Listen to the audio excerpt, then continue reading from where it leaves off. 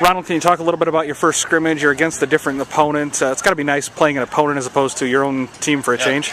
Yeah, it's different. Like I said, first game scrimmage is kind of nice to get the pregame jitters out and get those first game mistakes out of the way, unnecessary mistakes, and so it was good. You've got Heelan coming up next week, and I know a lot of the mistakes that you guys made tonight are mistakes that we generally see week one. Is it nice to make those mistakes in a scrimmage setting that doesn't matter? Yeah, definitely. Like I said, it's the scrimmage is just for those first game mistakes, just get them out of the way. So hopefully we'll look crisp on game night.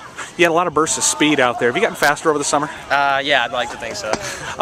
And then is it to the point where Greg can almost put that ball up anywhere? I mean, you were hitting that ball where he was throwing it to.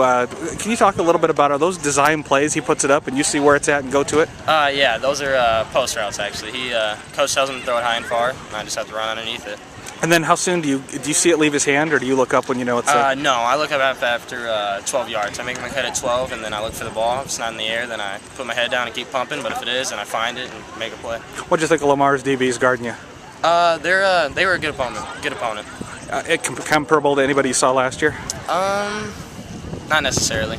And then you guys didn't scout them at all, did you? No. So did they show you anything that you hadn't seen before? No, not at all. Just coverages that we've been seeing all 3 years. And then as far as physicality-wise, the way you run, I mean, you run post routes on about every down, whether it's a run or not, to try to sell that. You got to be in a hell of a good shape to do that. Yeah, definitely, and that's a credit to our velocity program all summer, working hard, 6:30 a.m. workouts, and our total well-being class in school. It's credit to our coaches, and we're in good shape because of it. Does this make a difference playing at nighttime, which is a game time, versus your practices in the afternoon?